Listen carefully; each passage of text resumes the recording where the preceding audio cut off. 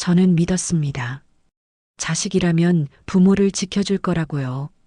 하지만 그날 밤 제가 마시려던 와인 잔에는 수면제가 들어 있었고 제 아들과 며느리는 제 시체를 기다리고 있었습니다. 손녀의 전화가 울리지 않았다면 저는 지금 이 이야기를 할 수 없었겠죠. 저녁 6시 강남의 한 고급 레스토랑이었어요. 박정자는 불편한 의자에 앉아 있었습니다. 75의 나이에도 허리는 꼿꼿했죠. 평생 교단에 서며 단련된 자세였어요. 은퇴한 중학교 교감답게 단정한 차림이었습니다. 하지만 마음은 편치 않았어요. 아들 박준호가 갑자기 외식을 하자고 했거든요. 1년의 명절 때나 겨우 얼굴 보던 아들이 말이죠. 박준호는 42살의 중년이었어요. 자영업을 한다고 했지만 정확히 뭘 하는지는 몰랐습니다. 며느리 최미선은 은행원이었죠. 지금은 그만뒀다고 들었어요. 두 사람이 나란히 앉아 메뉴를 보고 있었습니다. 박정자는 이상한 기분이 들었어요. 왜 갑자기 이렇게 살갑게 구는 걸까요? 지난달부터 시작됐습니다. 일주일에 한 번씩 외식을 하자고 했어요. 효도하고 싶다면서요. 최미선이 와인을 주문했습니다. 비싼 와인이었어요. 박정자는 고개를 저었습니다. 술은 안 마신다고요. 하지만 최미선은 웃으며 권했죠. 특별한 날이라면서요. 무슨 특별한 날인지는 말하지 않았습니다. 박준호도 거들었어요. 어머니 건강에 좋은 와인이라고요. 레드와인은 심장에 좋다면서 과학적인 설명까지 늘어놓았습니다. 박정자는 마지못해 고개를 끄덕였어요. 음식이 나오기 시작했습니다. 스테이크와 파스타였죠. 박정자는 입맛이 없었어요. 며느리가 자꾸 이것저것 접시에 올려줬습니다. 많이 드셔야 한다면서요. 박준호는 어머니 재산 관리는 잘하고 계시냐고 물었어요. 상가 건물 관리가 힘들지 않냐고요. 박정자는 대답했습니다. 괜찮다고요. 관리업체에 맡겨놨다고요. 하지만 박준호는 계속 물었어요. 세금은 제때 내고 있냐고. 임대 수익은 얼마나 되냐고요. 이상했습니다. 평소에는 관심도 없던 아들이 왜 갑자기 재산 얘기를 할까요? 박정자는 경계심이 생겼어요. 하지만 표정은 바꾸지 않았습니다. 평생 학생들 앞에서 감정을 숨기는 법을 배웠으니까요. 교감은 늘 침착해야 했어요. 지금도 마찬가지였습니다. 아들이 무슨 속셈인지 모르지만 일단 지켜보기로 했죠. 최미선이 보험 이야기를 꺼냈어요. 어머니 보험 정리를 도와드리고 싶다고요. 은행원 출신이니 잘 안다면서요. 불필요한 보험은 정리하고 좋은 보험으로 바꿔드리겠다고 했습니다. 박정자는 고마워하는 척했어요. 하지만 속으로는 의심했죠. 왜 하필 지금일까요? 10년 넘게 무관심하다가 왜 갑자기 이럴까요? 박준호가 화장실에 다녀온다고 일어났습니다. 최미선도 따라 일어났어요. 잠깐 전화 받고 온다면서요. 박정자는 혼자 남겨졌습니다. 테이블 위에는 와인 잔이 놓여 있었어요. 붉은 액체가 조명 아래 반짝였죠. 박정자는 잔을 들어 냄새를 맡았습니다. 평범한 와인 향이었어요. 하지만 뭔가 이상했죠. 미세하게 다른 냄새가 섞여 있는 것 같았어요. 그때였습니다. 핸드폰이 울렸어요. 손녀 지우였죠. 대학생인 지우는 평소에도 자주 연락했어요. 할머니를 걱정하는 착한 아이였죠. 박정자는 전화를 받으려고 했습니다. 그런데 화면에 뜬 메시지를 보고 심장이 멎는 듯 했어요. 긴급입니다. 절대 와인 마시지 마세요. 지금 당장 자리 떠나세요. 목숨이 위험해요. 손녀의 메시지였습니다. 박정자는 주변을 둘러봤어요. 아들과 며느리는 아직 돌아오지 않았죠. 와인 잔이 불길하게 보였습니다. 설마 했지만 지우가 거짓말할 아이는 아니었어요. 박정자는 가방을 들고 일어났습니다. 다리가 떨렸지만 침착하게 걸었어요. 레스토랑을 빠져나가는 순간 뒤에서 박준호의 목소리가 들렸습니다. 어머니 어디 가세요? 당황한 목소리였죠. 박정자는 뒤돌아보지 않았어요. 그냥 걸었습니다. 빠르게, 마치 도망치듯이요. 택시를 타고 집으로 향하는 동안 박정자는 지우와 통화했어요. 지우의 목소리는 떨리고 있었죠. 할머니 괜찮으세요? 다치지 않으셨어요? 박정자는 대답했습니다. 괜찮다고요. 무슨 일이냐고 물었어요. 지우는 잠시 침묵했다가 말했죠. 아빠가 할머니를 해치려 한다고요. 믿기 어려운 말이었지만 지우의 목소리는 진지했어요. 지우는 우연히 아빠의 컴퓨터를 봤다고 했어요. 검색 기록이 남아 있었다고요. 수면제 치사량이라는 검색어가 있었대요. 완전 범죄 방법도 검색했다고요. 노인 급사 통계까지 찾아봤다더군요. 박정자는 숨이 막혔어요.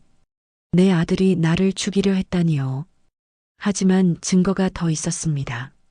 지우는 계속 말했어요. 엄마가 보험 서류를 위조했다고 했어요. 할머니 서명을 따라 그렸대요. 수익자를 바꾸려고요. 상가 건물 명의도 이전하려 했다고요. 서류는 이미 준비됐대요. 할머니가 돌아가시면 바로 처리할 계획이었다고요. 지우는 우연히 엄마 가방에서 서류를 봤대요. 충격을 받고 더 조사했다고 했죠. 그리고 오늘이 실행일이라는 걸 알았다고요. 박정자는 눈물이 났어요. 배신감이 밀려왔죠. 하지만 동시에 안도감도 들었어요. 지우가 알려줘서 살았으니까요. 만약 그 와인을 마셨다면 어떻게 됐을까요? 생각만 해도 끔찍했어요. 박정자는 지우에게 고맙다고 했어요. 내가 할머니를 구했다고요. 지우는 울먹였어요. 할머니가 무사해서 다행이라고요.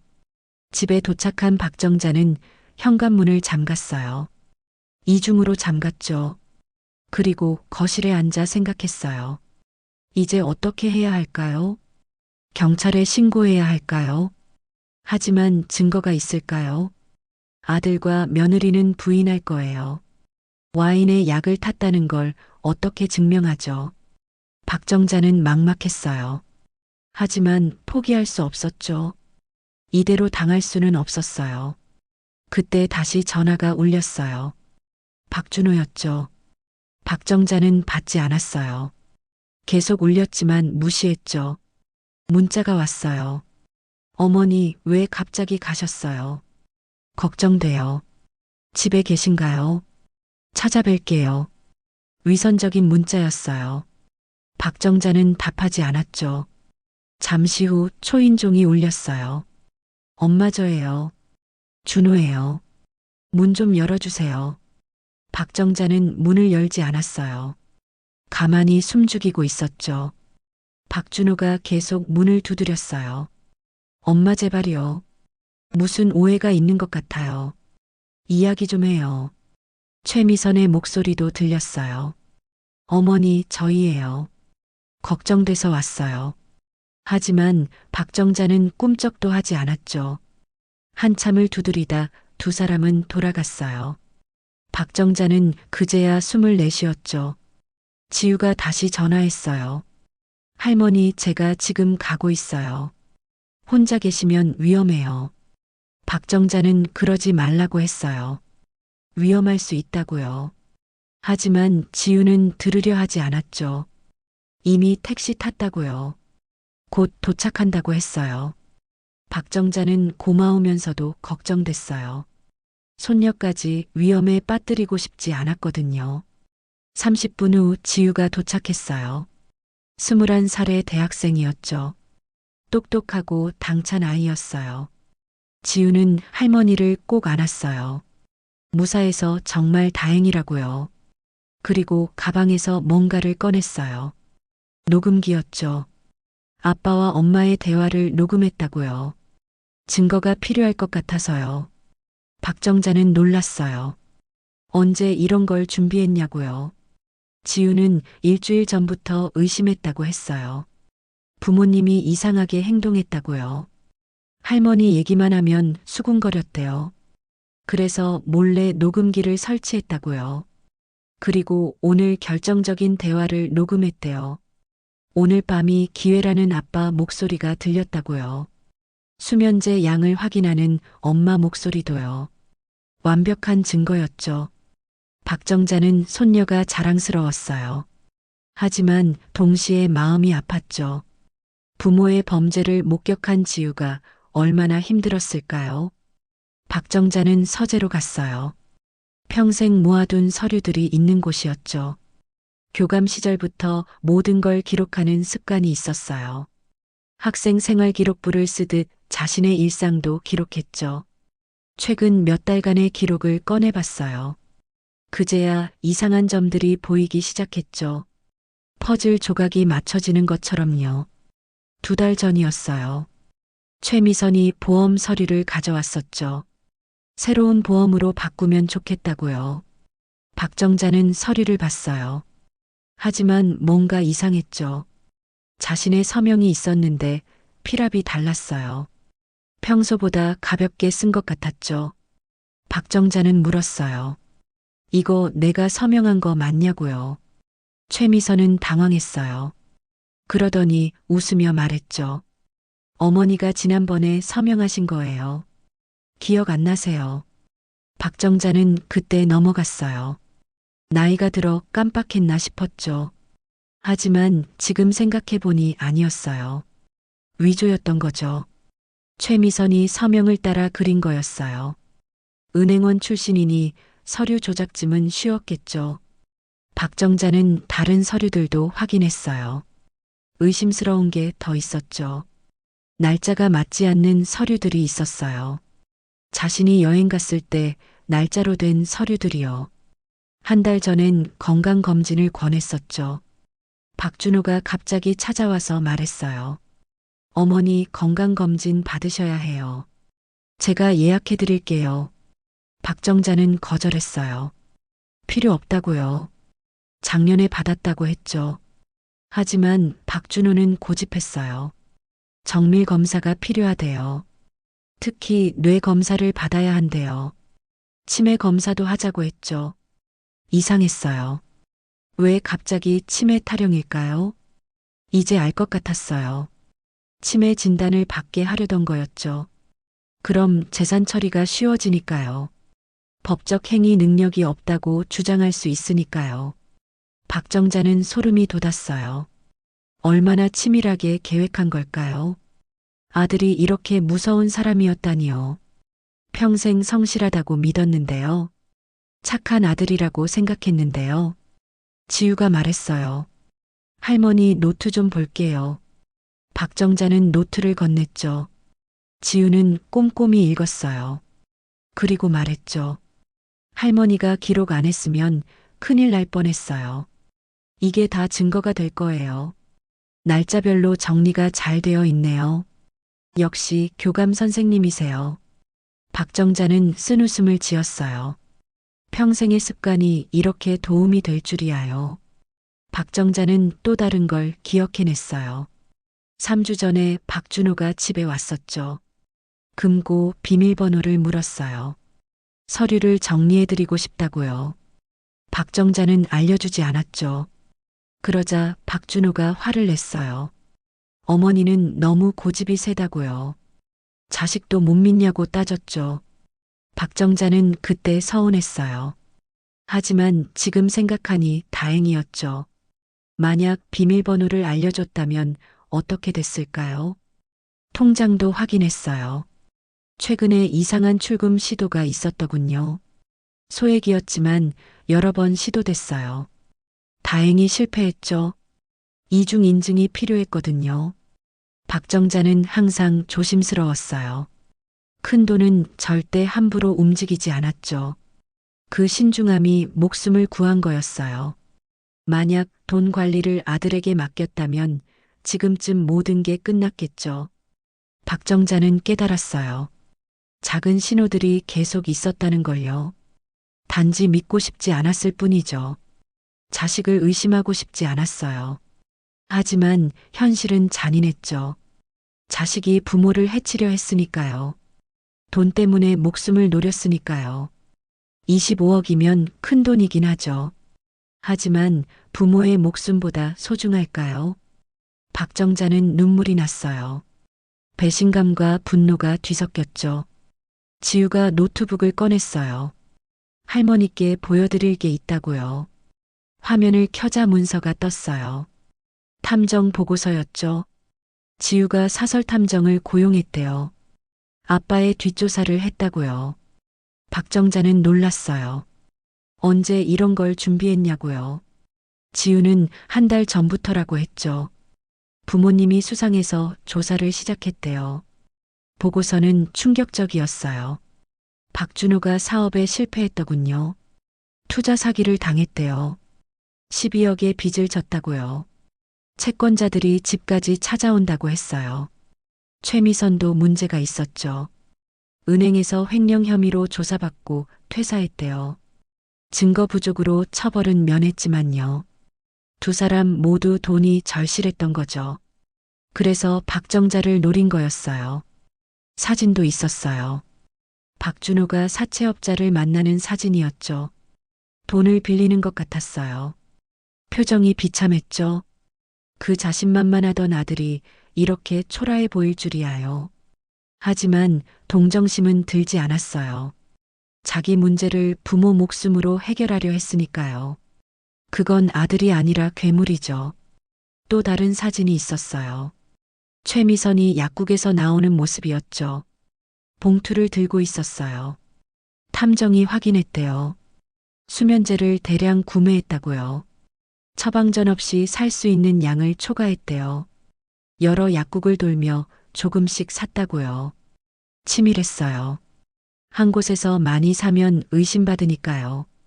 최미선은 역시 은행원 출신답게 꼼꼼했죠. 박정자는 물었어요. 정말 날 죽이려 했을까? 지우는 고개를 끄덕였어요. 탐정이 확인했대요. 두 사람이 장례식장을 알아봤다고요. 화장장 예약 방법도 검색했대요. 심지어 유품 정리 업체도 알아봤다고요. 모든 게 준비됐던 거예요. 오늘 밤 와인을 마시면 끝이었죠. 그리고 급성 심장마비로 위장할 계획이었대요. 박정자는 한숨을 쉬었어요. 아들을 어떻게 키웠기에 이렇게 됐을까요? 부족함 없이 키웠는데요. 대학도 보내고 결혼도 시켰는데요. 하지만 그게 문제였을지도 몰라요. 너무 쉽게 줬나요? 돈의 가치를 모르게 키웠나요? 아니면 원래 그런 아이였나요? 박정자는 알 수 없었어요. 탐정 보고서에는 더 많은 내용이 있었어요. 박준호가 도박을 했대요. 불법 도박 사이트에 빠졌다고요. 그래서 빚이 늘어난 거였어요. 사업 실패도 있었지만 도박이 결정타였죠. 최미선도 명품에 중독됐대요. 카드 빚이 수천만 원이었어요. 두 사람 모두 돈에 미쳐 있었던 거죠. 지우가 말했어요. 할머니, 이제 경찰에 신고해요. 증거도 충분해요. 박정자는 고개를 끄덕였어요. 하지만 마음이 무거웠죠.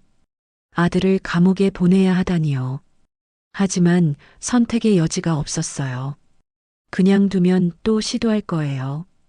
이번엔 더 치밀하게요. 박정자는 결심했어요. 아들이라도 처벌받아야 한다고요. 탐정이 한 가지 더 알아낸 게 있었어요. 박준호가 보험금을 타려고 했대요. 박정자가 가입한 보험이 여러 개 있었는데요. 수익자를 몰래 바꾸려 했대요. 이미 서류도 준비했고요. 위조 도장도 만들었대요. 박정자가 죽으면 바로 청구할 계획이었죠. 보험금만 10억이 넘었어요. 상가 건물까지 합치면 35억이었죠. 그 돈이면 빚도 갚고 남았겠죠. 박정자는 그날 밤 레스토랑을 다시 떠올렸어요. 지우의 전화를 받고 어떻게 행동했는지요. 사실 바로 나온 건 아니었어요. 화장실에 간다고 했죠. 그리고 거기서 생각했어요. 정말 아들이 날 죽이려 하는 걸까? 믿기 어려웠지만 지우의 목소리는 절박했어요. 그래서 결심했죠. 일단 피하자고요. 화장실에서 나올 때 들었어요. 박준호와 최미선이 작은 소리로 대화하는 걸요. 빨리 마시게 해야 한다고. 시간이 없다고. 약효가 떨어질 수 있다고. 그 순간 확신했어요. 정말이구나. 정말 날 죽이려 하는구나. 박정자는 다리에 힘이 풀렸어요. 하지만 침착해야 했죠. 여기서 무너지면 안 됐어요. 박정자는 핸드백을 들고 나왔어요. 그리고 말했죠. 갑자기 어지럽다고. 병원에 가봐야겠다고. 박준호가 당황했어요. 제가 모시겠다고 했죠. 하지만 박정자는 거절했어요. 혼자 가겠다고. 택시 타겠다고 했죠. 최미선이 와인을 들고 왔어요. 한 모금만 마시고 가시라고. 기운이 날 거라고. 박정자는 손사래를 쳤어요. 속이 안 좋다고. 술은 못 마신다고. 두 사람의 표정이 굳어졌어요. 계획이 틀어진 거죠. 박정자는 그 틈을 타서 레스토랑을 나왔어요. 뒤에서 박준호가 쫓아왔죠. 어머니, 제가 모실게요. 같이 가요. 하지만 박정자는 택시에 올라탔어요. 그리고 문을 닫았죠. 박준호의 얼굴이 창문 너머로 보였어요. 당황하고 화난 표정이었죠. 그게 아들의 진짜 얼굴이었어요. 택시가 출발하자 박정자는 숨을 내쉬었어요. 살았다는 안도감이 밀려왔죠. 하지만 동시에 공포도 느꼈어요. 만약 와인을 마셨다면 어떻게 됐을까요? 택시 안에서 쓰러졌을까요? 아니면 집에 와서 죽었을까요? 생각만 해도 끔찍했어요. 내 아들이 이런 일을 계획했다니요. 믿고 싶지 않지만 현실이었죠. 지우와 통화하면서 박정자는 울었어요. 평생 눈물을 참고 살았는데요. 교감으로서 권위를 지켜야 했으니까요. 하지만 그날은 참을 수 없었어요. 배신감이 너무 컸어요. 자식이 부모를 죽이려 했다는 게요. 돈 때문에 목숨을 노렸다는 게요. 그것도 수면제를 먹여서요. 얼마나 비겁한 방법인가요? 박정자는 결심했어요. 절대 용서하지 않겠다고요. 아들이라도 죄는 받아야 한다고요. 평생 교육자로 살았던 박정자였어요. 옳고 그름을 가르쳤죠. 정의를 강조했고요. 그런데 내 아들이 범죄자라니요. 그것도 페륜아라니요. 이건 교육의 실패였어요. 아니, 인간의 실패였죠. 지우가 할머니를 위로했어요. 할머니 잘못이 아니라고요. 아빠가 나쁜 거라고요. 박정자는 손녀가 고마웠어요. 이 아이가 없었다면 죽었을 거예요. 지우는 정의감이 강한 아이였죠. 부모라도 잘못은 잘못이라고 생각했어요. 그래서 할머니를 구한 거였고요.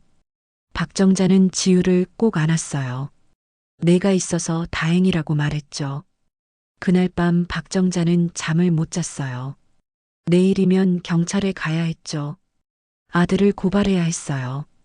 가슴이 찢어지는 것 같았지만 해야 했어요. 그게 옳은 일이니까요. 박정자는 평생 옳은 일을 해왔어요. 이번에도 그래야 했죠. 비록 아들을 감옥에 보내는 일이지만요. 아침이 밝을 때까지 박정자는 뜬 눈으로 천장을 바라봤어요. 다음 날 아침 박정자는 서재에 앉았어요. 그동안의 일들을 정리하기 시작했죠. 노트를 펼치고 펜을 들었어요.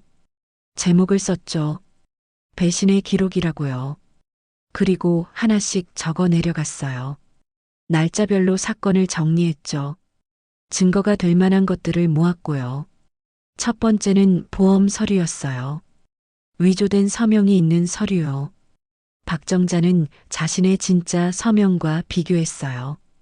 확실히 달랐죠. 필압도 다르고 글씨체도 미묘하게 달랐어요. 전문가가 보면 바로 알 수 있을 거예요. 이건 명백한 문서 위조죠. 최미선이 은행원 출신이라 자신했겠지만 완벽하지는 않았어요. 두 번째는 건강검진 권유였어요. 박준호가 왜 그렇게 치매 검사를 강조했는지 이제 알겠어요. 치매 진단을 받으면 법적 능력이 없다고 주장할 수 있죠. 그럼 재산 처리가 쉬워지고요. 아들이 대리인이 될 수 있으니까요. 얼마나 계획적이었는지 소름이 돋았어요. 세 번째는 외식 횟수의 증가였어요. 한 달 전부터 일주일에 한 번씩 외식을 했죠. 평소엔 명절에만 보던 아들이요. 이상했지만 효도라고 생각했어요. 하지만 아니었죠. 신뢰를 쌓기 위한 연극이었어요. 마지막 날 경계를 풀기 위해서요. 그래야 와인을 마시게 할 수 있으니까요. 네 번째는 재산 관련 질문들이었어요. 상가 건물 관리는 어떻게 하냐? 세금은 제때 내냐? 임대 수익은 얼마나 되냐? 이런 질문들이 늘어났죠. 재산 규모를 파악하려던 거였어요. 얼마나 가져갈 수 있는지 계산했겠죠. 25억이면 충분히 탐낼 만했어요. 빚 12억을 갚고도 남으니까요. 다섯 번째는 통장 출금 시도였어요. 소액이지만 여러 번 시도가 있었죠. 실패했지만요. 아마 온라인 뱅킹 비밀번호를 알아내려 했겠죠. 하지만 박정자는 조심스러웠어요. 비밀번호를 자주 바꿨고 이중 인증을 설정했죠. 그 덕분에 돈은 무사했어요. 여섯 번째는 금고 비밀번호 요구였어요. 박준호가 직접 물어봤죠. 서류 정리를 도와주겠다면서요. 하지만 박정자는 거절했어요. 그때 박준호가 화를 냈죠. 자식도 못 믿냐고요. 그 순간의 표정이 기억났어요. 분노와 초조함이 섞인 표정이었죠. 지금 생각하니 이해가 됐어요. 시간이 촉박했던 거죠. 일곱 번째는 최미선의 약국 방문이었어요. 탐정이 찍은 사진이 있었죠. 여러 약국을 돌며 수면제를 샀어요. 한 곳에서 많이 사면 의심받으니까 나눠서 산 거죠. 치밀했어요. 하지만 탐정의 눈은 피하지 못했죠. 모든 게 기록되고 촬영됐어요. 여덟 번째는 장례 준비였어요. 믿기 어렵지만 사실이었죠. 장례식장을 알아보고 화장장을 예약하려 했어요. 심지어 유품 정리 업체까지 검색했죠. 아직 살아있는 사람을 죽은 사람 취급한 거예요. 얼마나 잔인한 일인가요? 자기 어머니를요. 박정자는 모든 걸 정리했어요. 날짜와 시간까지 정확히 기록했죠. 증거 서류들도 순서대로 정리했고요. 평생 생활기록부를 작성하던 습관이 도움이 됐어요. 체계적이고 논리적으로 정리했죠. 검찰도 이 정도면 충분할 거예요. 아들 내외를 기소하기에요. 지우가 커피를 가져왔어요. 할머니 힘내세요. 오늘 경찰서 가야 해요. 박정자는 고개를 끄덕였어요. 하지만 마음이 무거웠죠. 아들을 고발하러 가는 길이니까요. 세상에 이런 일이 있을까요? 하지만 해야 했어요. 정의를 위해서요. 그리고 다른 피해자가 생기지 않게 하기 위해서요. 경찰서에 도착했어요. 박정자와 지우가 함께 갔죠. 형사가 자세히 들어줬어요. 처음엔 믿기 어려워했죠. 아들이 어머니를 죽이려 했다니요. 하지만 증거를 보고는 표정이 바뀌었어요. 녹음 파일을 들었을 때는 충격을 받았죠. 명백한 살인 미수였어요. 탐정이 제공한 자료도 중요했어요. 박준호의 빚 내역과 도박 기록이었죠. 최미선의 약국 방문 사진도요. 수면제 구매 내역까지 있었어요. 형사는 고개를 끄덕였어요. 충분한 증거라고요. 바로 수사를 시작하겠다고 했죠. 박정자는 한숨을 쉬었어요. 이제 돌이킬 수 없었어요. 그날 저녁 박준호와 최미선이 체포됐어요. 집에서 저녁을 먹고 있을 때였대요. 경찰이 들이닥쳤죠. 박준호는 저항했어요. 무슨 소리냐고. 엄마가 미쳤다고. 하지만 경찰은 영장을 보여줬죠. 살인 미수와 문서 위조 혐의였어요. 최미선은 울부짖었어요. 억울하다고. 우린 아무것도 안 했다고. 하지만 증거는 명백했어요. 집에서 수면제가 발견됐죠. 다량의 수면제가요. 그리고 위조 서류도 나왔어요. 박정자의 서명을 연습한 종이도 있었고요. 컴퓨터 검색 기록도 확인됐죠. 수면제 치사량을 검색한 기록이요. 완전 범죄 방법도 검색했고요. 변명의 여지가 없었어요. 박준호는 수갑을 찬 채 끌려갔어요.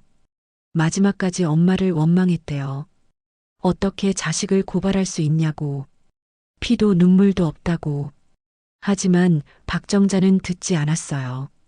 집에서 조용히 기다렸죠. 누가 피도 눈물도 없는 건지, 부모를 죽이려 한 자식인지, 자식을 고발한 부모인지. 최미선의 가방에서 더 많은 증거가 나왔어요. 박정자 명의의 위조 도장이 있었고요. 보험 서류도 있었죠. 수익자를 바꾼 서류였어요. 아직 제출하지 않은 서류였지만 준비는 끝났던 거죠. 박정자가 죽으면 바로 제출할 계획이었어요. 정말 치밀했어요. 녹음 파일이 결정적이었어요. 두 사람의 대화가 생생했죠. 오늘 밤이 기회라는 박준호의 목소리. 수면제 양을 확인하는 최미선의 목소리. 자연사로 위장하는 방법을 논의하는 소리. 모든 게 녹음됐어요. 지우가 설치한 녹음기 덕분이었죠. 21살 대학생이 부모의 범죄를 막은 거예요. 며칠 후 구속영장이 발부됐어요. 도주와 증거인멸의 우려가 있다고요. 박준호는 구치소로 갔어요. 최미선도 마찬가지였죠. 두 사람은 서로를 탓했대요. 박준호는 최미선이 계획했다고, 최미선은 박준호가 시켰다고. 추한 모습이었어요. 끝까지 책임을 회피하려 했죠. 언론에도 보도됐어요. 충격적인 사건이었으니까요. 아들이 어머니를 죽이려 했다니. 그것도 돈 때문에. 사람들은 경악했어요. 어떻게 그럴 수 있냐고. 폐륜도 정도가 있다고. 박정자는 인터뷰를 거절했어요. 조용히 지내고 싶었죠. 이미 충분히 고통스러웠으니까요. 재판이 시작됐어요. 박준호와 최미선은 끝까지 부인했죠. 하지만 증거가 너무 명백했어요. 판사도 충격을 받았대요. 이렇게 계획적인 범죄는 처음이라고. 특히 피해자가 친어머니라는 게 믿기 어렵다고. 결국 두 사람 모두 실형을 선고받았어요. 박준호는 7년, 최미선은 5년이었죠. 박정자는 재판장에 나가지 않았어요. 볼 수 없었죠. 아들의 죄를 확인하는 자리에 갈 수 없었어요. 대신 지우가 다녀왔어요. 할머니 대신 지켜봤다고요. 두 사람이 끝까지 반성하지 않았다고 전했죠. 오히려 원망했다고요. 박정자는 쓴웃음을 지었어요. 끝까지 깨닫지 못하는구나. 상가 건물은 그대로 박정자 명의로 남았어요. 당연한 일이지만 안도했죠. 평생 모은 재산이니까요. 남편과 함께 일궈낸 것이니까요. 그걸 지킬 수 있어서 다행이었어요. 보험도 정리했죠. 수익자를 지우로 바꿨어요. 믿을 수 있는 사람은 손녀뿐이었으니까요. 몇 달이 지났어요. 박정자는 새로운 일을 시작했죠. 지역 평생학습관에서 강의를 하게 됐어요. 노인 대상 재산 지키기 강좌였죠. 자신의 경험을 바탕으로 만든 강좌였어요. 어떻게 하면 재산을 지킬 수 있는지, 어떤 신호를 주의해야 하는지, 무엇을 기록해야 하는지. 첫 강의 날이었어요. 강의실에 노인들이 가득했죠. 모두 걱정스러운 얼굴이었어요. 자식에게 재산을 빼앗길까봐 두려워했죠. 박정자는 말했어요. 기록하는 습관을 가지세요. 의심스러운 일은 모두 적으세요. 그리고 믿을 만한 사람과 상의하세요. 혼자서는 어려워요. 연대가 필요해요. 박정자는 자신의 이야기도 들려줬어요. 어떻게 아들의 계획을 알아차렸는지, 손녀가 어떻게 도왔는지, 기록이 얼마나 중요했는지, 노인들은 충격을 받았어요. 하지만 동시에 배웠죠. 자신을 지키는 방법을요. 박정자는 뿌듯했어요. 다시 교단에 선 기분이었죠. 지우도 자주 찾아왔어요. 할머니가 걱정됐던 거죠. 혼자 계시는 게 외로울까 봐요. 박정자는 괜찮다고 했어요. 오히려 홀가분하다고요. 더 이상 의심하지 않아도 되니까. 불안해하지 않아도 되니까. 지우는 할머니를 꼭 안았어요. 앞으로는 제가 지켜드릴게요. 박정자는 미소 지었어요. 믿을 만한 손녀가 있어서 다행이었죠. 강희는 인기가 많았어요. 노인들이 계속 찾아왔죠. 비슷한 고민을 가진 사람들이었어요. 박정자는 하나하나 상담해줬어요. 어떤 조치를 취해야 하는지, 누구에게 도움을 청해야 하는지, 평생 교육자로 살았던 경험이 도움이 됐어요. 이제는 노인들의 선생님이 된 거죠. 박정자는 말했어요. 저는 교사였기에 제 이름으로 살 수 있었습니다. 기록하는 습관이 저를 구했고요. 여러분도 절대 스스로를 포기하지 마세요. 나이가 들었다고 무력한 게 아니에요. 지혜와 경험이 있잖아요. 그리고 서로 도울 수 있어요. 혼자가 아니에요. 함께하면 강해질 수 있어요. 저는 믿었습니다. 자식이라면 부모를 지켜줄 거라고요. 하지만 현실은 달랐죠. 제 아들과 며느리는 저를 죽이려 했어요. 25억이라는 돈 때문에 제 목숨을 노렸죠. 와인잔에 수면제를 타서 말이에요. 하지만 저는 살아남았습니다. 손녀 지우의 용기 덕분이었죠. 그리고 평생 기록하는 습관 덕분이었어요. 교감으로 살며 익힌 꼼꼼함이 증거가 됐고요. 작은 의심들을 놓치지 않은 게 생명을 구했죠. 이제 저는 다시 교단에 섰어요. 노인들에게 재산 지키는 법을 가르치고 있죠. 제 경험이 다른 분들의 생명을 구할 수 있다면 그것만으로도 의미가 있어요. 여러분 기억하세요. 나이가 들었다고 무력한 게 아니에요. 오히려 지혜와 경험이 무기가 될 수 있어요. 의심스러운 일은 기록하세요. 믿을 만한 사람과 상의하세요. 그리고 절대 포기하지 마세요. 자식이라고 다 믿을 수는 없어요. 슬프지만 현실이죠. 하지만 우리는 스스로를 지킬 힘이 있어요. 제가 그랬듯이 여러분도 할 수 있어요. 저는 박정자입니다. 75세 은퇴 교감이죠. 아들에게 배신당했지만 무너지지 않았어요. 오히려 더 강해졌죠. 이제는 더 많은 사람을 돕고 있어요. 여러분의 삶은 여러분의 것이에요. 누구도 그걸 빼앗을 권리는 없어요. 설령 그게 자식이라도 말이죠. 끝까지 자신을 지키세요. 그게 진정한 용기예요.